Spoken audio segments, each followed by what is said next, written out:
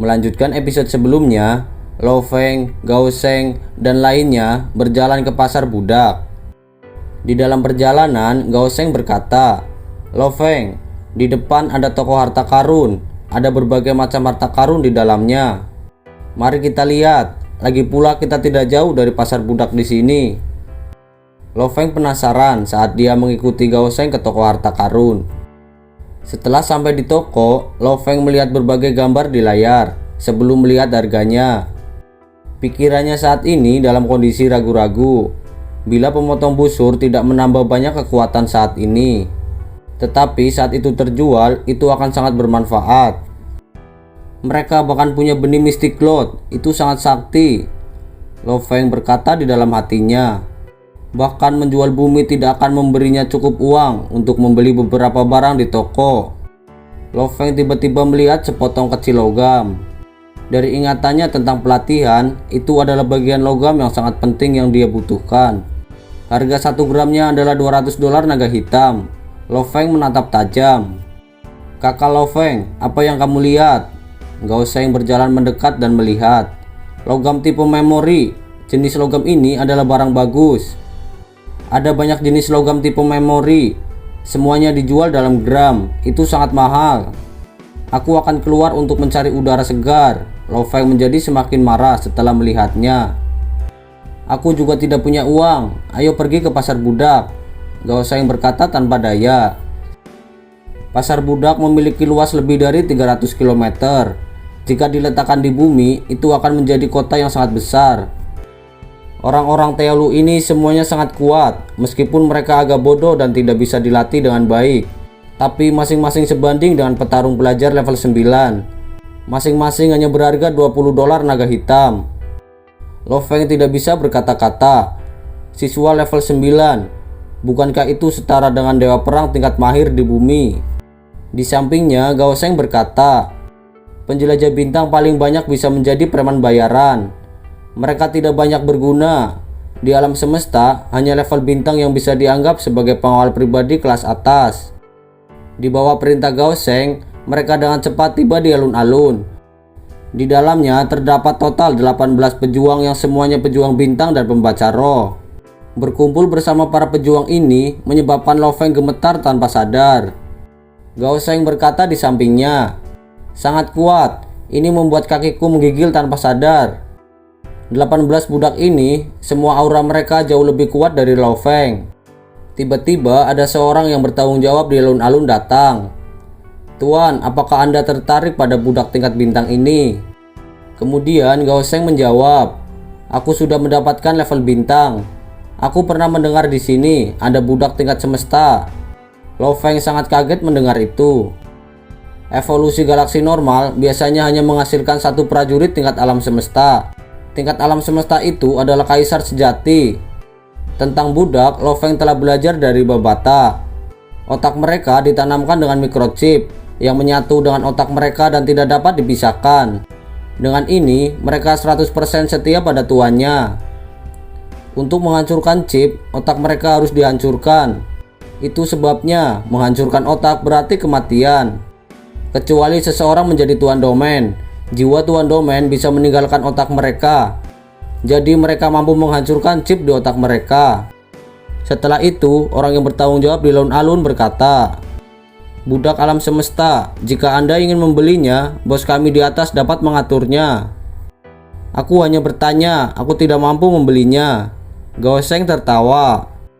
Kemudian pria itu berkata, "Budak alam semesta itu mahal. Mereka lebih mahal daripada sebuah planet." Lo Feng memandang para budak itu dengan iri. Tiba-tiba Gao Sheng menunjuk ke arah lain sambil berteriak, "Lihat, ada lebih banyak orang klan Dream Cell di sana. Sasa, bukankah mereka tipe orang yang sama denganmu?" Lo Feng juga melihat ke arah yang ditunjuk Gao Sheng. Wanita muda berambut giok yang cantik berbaris. Beberapa memikat sementara yang lain tampak polos dan muda. Semuanya sangat cantik. Di samping ada beberapa pria tampan berambut giok. Semuanya dibuat terlihat gagah. Sekelompok budak itu melihat Sasa. Salah satunya berteriak dalam bahasa yang asing di telinga. Pembantu wanita muda di belakang Gao Sheng berteriak kembali dengan bahasa yang sama. Matanya merah dengan air mata mengalir. "Kenapa? Kamu mengenali mereka?" Gao Sheng berkata kaget. Kemudian Sasha menjawab, "Ya, aku mengenalinya. Tuan, mereka semua datang ke sini denganku dari kampung halaman yang sama. Kami semua ditangkap oleh pemimpin planet dan dijual kepada pedagang budak." Ditangkap oleh pemimpin, alis Lo Feng berkerut di sampingnya. Sasha berkata dengan penuh kebencian, "Kampung halaman kami adalah planet yang sangat indah. Pemimpin kami adalah prajurit terkuat di sana. Dia mendominasi seluruh planet. Di bawahnya adalah 2 raja iblis lainnya. Semua prajuritnya tingkat bintang. Rakyat biasa kita memiliki beberapa level penjelajah bintang. Kedua raja iblis itu memimpin pasukan, mengambil sejumlah besar pria dan wanita yang masih muda, dan menjual mereka langsung ke pedagang budak." Sasha terus menangis saat dia berbicara. "Ras kita di planet ini terus berkembang biak dan dijual. Ini adalah takdir kita, sesuatu yang tidak pernah bisa kita ubah." Kisah itu membuat dingin hati Lo Feng. Gao Sheng menggelengkan kepalanya dan dia berkata, "Menjual budak adalah industri yang sangat menguntungkan.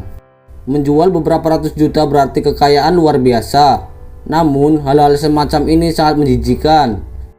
Saat ras menghasilkan prajurit yang kuat, pemimpin planet itu akan tamat. Maka orang-orang seperti itu hanya melakukan kepada ras yang lebih lemah. Dan yang berani melakukannya adalah para pemimpin dengan latar belakang yang sangat besar. Ada ras manusia yang tak terhitung jumlahnya, beberapa ras yang lebih lemah. Bahkan untuk menghasilkan level penjelajah bintang sangatlah sulit. Ras ini untuk dijual sebagai budak adalah hal yang sangat umum. Alam semesta terlalu mengerikan dan brutal. Manusia bumi terlalu lemah.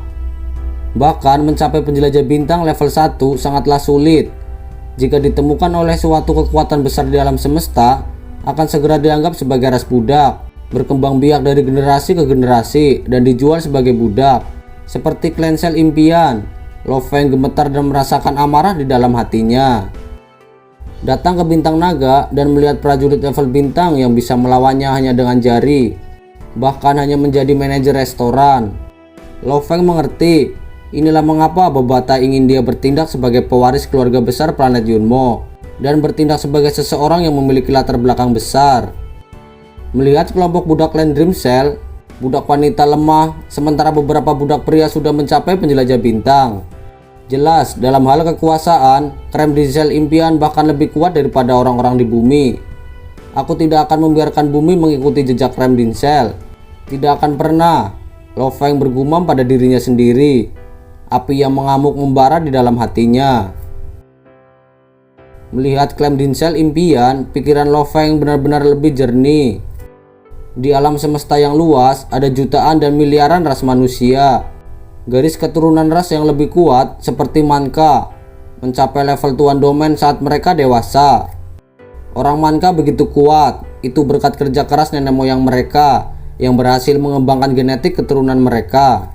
Karena kita tidak memiliki leluhur yang kuat, maka biarkan aku yang membuka jalan. Aku tidak bisa mengandalkan orang lain, hanya pada diriku sendiri. Saudaraku, aku masih memiliki beberapa urusan yang harus diselesaikan. Mari kita berpisah di sini. Di pintu keluar pasar budak, Lo Feng mengucapkan selamat tinggal pada Gao Sheng. "Tidak masalah, Lo Feng. Jika ada masalah muncul, kamu dapat menghubungiku. Aku akan berada di sini selama beberapa tahun mendatang." Gao Sheng berkata dengan antusias. Saat itu keduanya berpisah. Melihat Lo Feng pergi dengan 2 penjaga perak cair, Gao Sheng berkata pada dirinya sendiri, pelatihan untuk diri sendiri atau ujian dari keluarga besar. Dia menggelengkan kepalanya.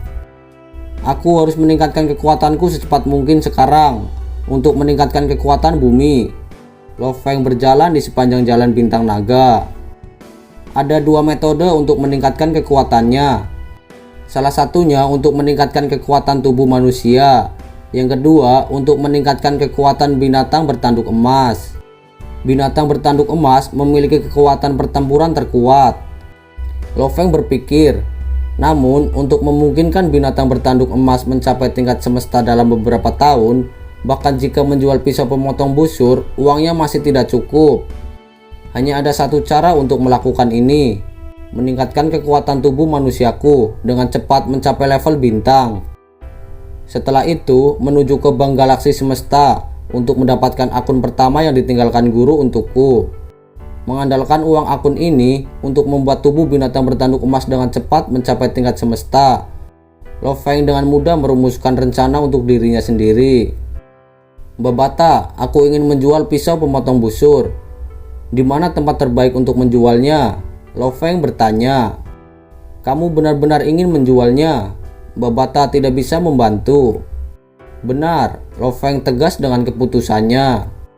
Jika kamu ingin menjualnya, pergilah ke toko harta karun yang tadi, kata Babata. Toko harta karun? Lo Feng kaget. Kemudian Babata menjelaskan. Barang-barang di toko harta karun tidak bisa dibandingkan dengan toko spesialis senjata roh. Mereka akan memberimu harga yang lebih baik. Lo Feng langsung bergegas ke toko harta karun. Beberapa saat kemudian, pembantu di dalam toko mengenali Lo Feng dan dia berkata, Tuan yang terhormat, ada yang bisa saya bantu? Lo Feng pun menjawab, aku ingin menjual senjata roh kualitas A level 3. Senjata roh awalnya adalah barang mewah. Harga terendah senjata roh level 3 masih miliaran, dan kualitas tertinggi bahkan bisa mencapai triliunan. Tuan, silakan masuk untuk berdiskusi. Dengan sangat cepat, pembantu itu dengan hormat mengantar Lo Feng ke ruang tamu.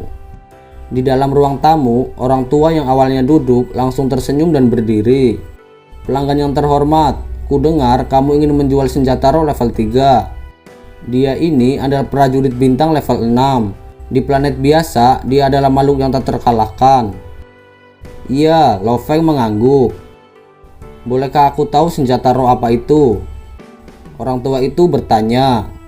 Lo Feng membalik tangannya, melihatkan pisau pemotong busur. Mata lelaki tua itu berbinar. Kemudian Lo Feng berkata, ini adalah bilah pemotong busur. Senjata yang dijual di toko senjata roh di Kekaisaran Gunung Naga Hitam, harganya ditawarkan 21 miliar dolar naga hitam. Lampu hijau menutupi bilah pemotong busur. Orang tua itu tersenyum dan memandang Lo Feng. Itu pisau pemotong busur asli. Bahayanya tidak buruk, juga dalam kondisi sempurna. Aku bisa memberimu 16 miliar dolar naga hitam. 18 miliar, aku tidak akan turun lebih rendah. Lo Feng menggelengkan kepalanya. Orang tua itu memandang Lo Feng. Pemuda ini memahami dengan baik tentang bisnis. Senjata roh adalah hal yang hanya bisa dibuat oleh tuan sektor. Dengan semua ini, dibutuhkan lebih dari 18 miliar untuk memproses satu pisau pemotong busur. Sepakat, orang tua itu memandang Lo Feng. Lo Feng tersenyum, mari kita buat kontrak. Kemudian, kedua belah pihak menyetujui kontrak dan kesepakatan. Karena Lo Feng tidak memiliki kartu bank, maka dia membuat permintaan khusus. Dia harus mendapatkan kartu bank baru dari Bank Universitas Galaksi. Setelah itu, keduanya menyelesaikan kesepakatan mereka. Pisau pemotong busur sekarang menjadi milik toko harta karun. Dan jumlah besar 18 miliar dolar naga hitam sekarang menjadi milik Lo Feng. Kartu kredit ini benar-benar istimewa. Sebenarnya, menyatu dengan kesadaran seseorang, hanya pemilik aslinya yang dapat menggunakan kartu tersebut. Bahkan jika itu dicuri, itu tidak bisa digunakan. Lo Feng menyanyikan pujiannya. Bank Univers Galaksi adalah salah satu bank super di alam semesta. Kekuatan spiritual Lo Feng merasakan 18 miliar di dalam cincin ruang penyimpanannya. Dia merasa sangat bersemangat. Apa yang membuatmu bersemangat? Satu serpian esensi tembaga hibrida saja jauh lebih berharga. Dan pesawat planet Yunmo yang terbuat dari esensi tembaga hibrida yang tak terhitung jumlahnya, itulah kekayaan sejati. Babata tidak bisa membantu tetapi berkata, dia jelas tidak tahan dengan ekspresi Lo Feng saat ini. Tidak peduli seberapa harganya, aku bahkan tidak bisa mengeluarkannya. Di mana gunanya? Lo Feng membalas. Babata tidak bisa berkata-kata. Pesawat planet Yunmo mungkin akan membuat seluruh kekaisaran Gunung Naga Hitam untuk mempertaruhkan semuanya dan bertempur untuk mendapatkannya. Bagaimana Lo Feng akan berani untuk mengeluarkannya? Bersama dengan lelaki tua itu, keduanya berjalan keluar dari Bank Galaksi Semesta dan kembali ke toko harta karun. Di pikirannya, Babata berkata, "Lo Feng, memperkuat tubuhmu menggunakan kekayaanmu saat ini, yang terbaik adalah membeli jade marau.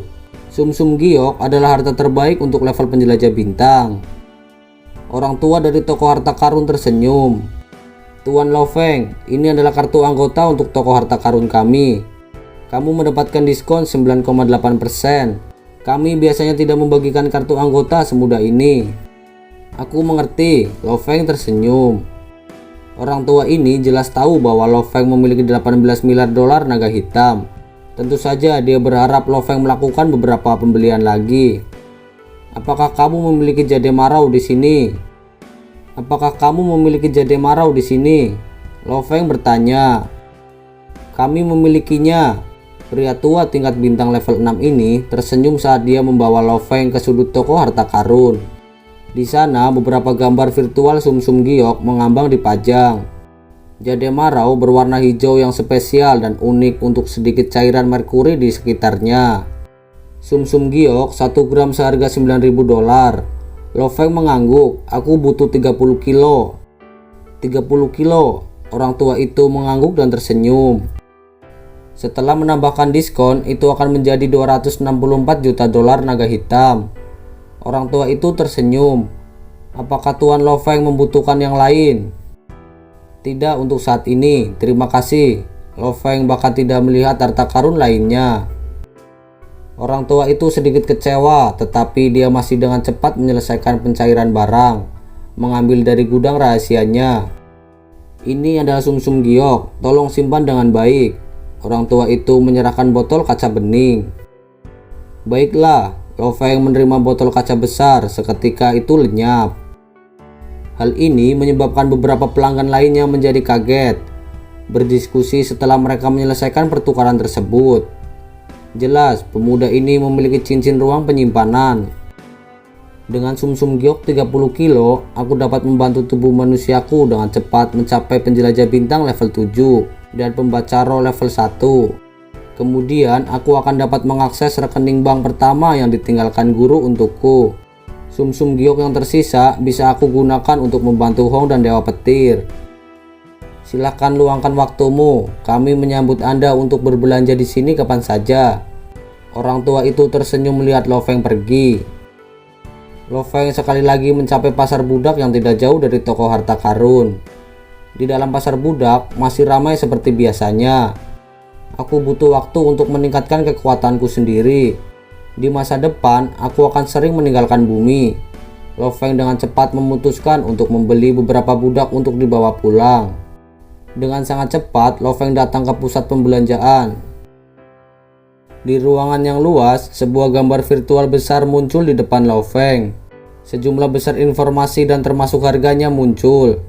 Lo Feng menunjuk ke layar dan dia berkata, "Aku ingin 3 pembaca roh tingkat bintang level 5 dari ras Blackman."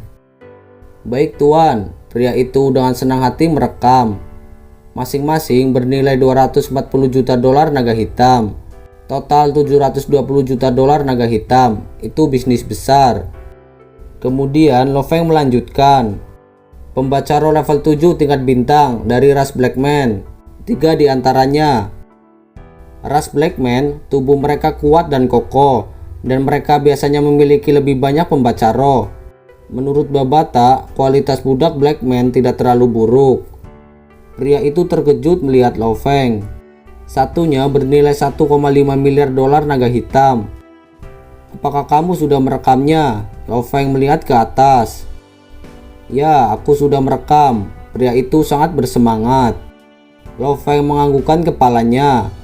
"Bisakah kamu memberiku diskon besar?" 9,5%. Ini jelas merupakan diskon terbesar. Hidung lancip pria itu bersinar.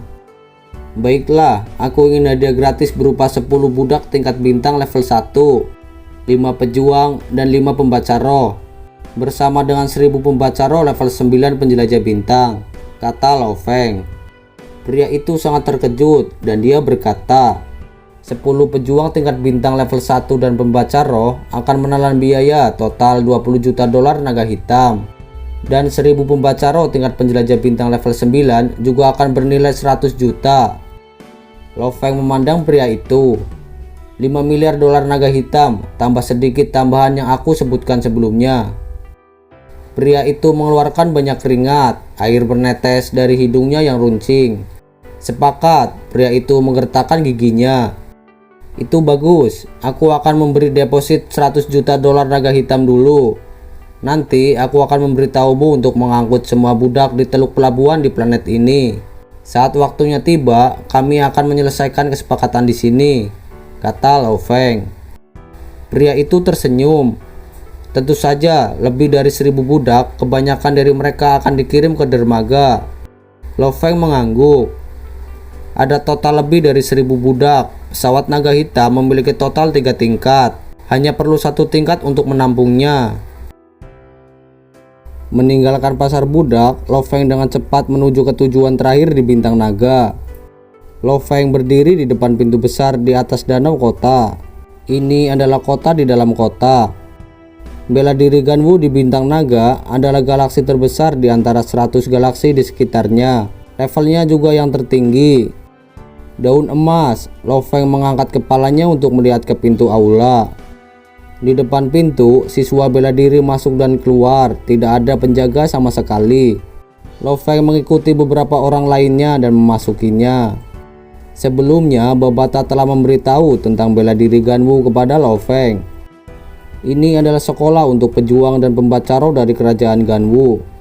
Tentu saja, jika ada tuan domain atau tuan sektor yang mengajar murid-muridnya di planet sendiri, kerajaan Ganwu tidak akan peduli.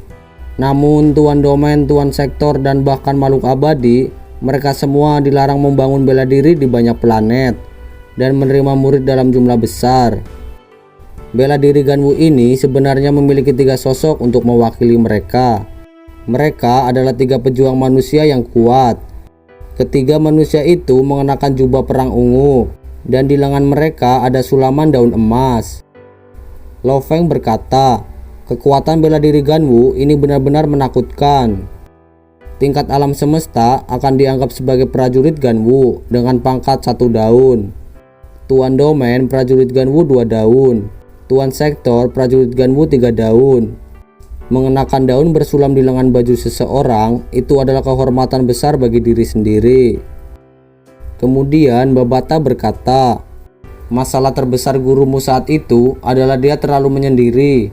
Ini adalah sesuatu yang bahkan dia akui sebelum kematiannya. Jika dia telah bergabung dengan kekuatan besar seperti kerajaan Ganwu, dia bisa saja bercampur dengan komunitas abadi di kerajaan Ganwu. Dengan itu, para asasin tidak akan berani menyerang secara langsung. Tuanmu saat itu dia terlalu menyendiri, tidak ada teman, tidak ada komunitas. Suara Babata sedih dan berduka. Lo Feng langsung menuju sebuah kantor administrasi di dalam bela diri Ganwu dan mengetuk pintu. Pintu otomatis terbuka. Di dalam ruangan duduk seorang pria dengan kepala putih, kulit hijau, dan dengan alis yang panjang sampai ke pinggang. Pria itu menoleh. Lo Feng pun tersenyum. Aku di sini untuk mendaftar. Orang tua itu melihatnya. Selain itu, layar segera menampilkan daftar informasi tentang Lo Feng. Kemudian orang tua itu berkata, namamu Lo Feng, pembaca roh level 8 penjelajah bintang, warga dari kerajaan Gunung Naga Hitam. Baiklah, biaya pendaftaran $800 naga hitam. Di masa mendatang, kamu harus membayar biaya tahunan sebesar $10 naga hitam untuk terus menerima berbagai layanan siswa sekolah Ganwu kami. Dimengerti, Lo Feng mengangguk. Orang tua itu dengan cepat menyelesaikan dokumen untuk Lo Feng. Bela diri Ganwu adalah jalur penting untuk menarik prajurit yang tak terhitung jumlahnya di alam semesta. Karenanya, begitu kamu mencapai tingkat penjelajah bintang paling dasar, pendaftaran akan berjalan tanpa hambatan. Tidak ada ujian apapun. Tentu saja, jika kamu bukan warga negara dari kerajaan Ganwu, itu akan lebih merepotkan. Terima kasih, Lo Feng tersenyum dan pergi. Informasi sudah dimasukkan. Sejak saat itu, Lo Feng telah memperoleh status sebagai murid bela diri Ganwu. Melakukan hal-hal tertentu di masa depan secara alami menjadi lebih mudah dan nyaman.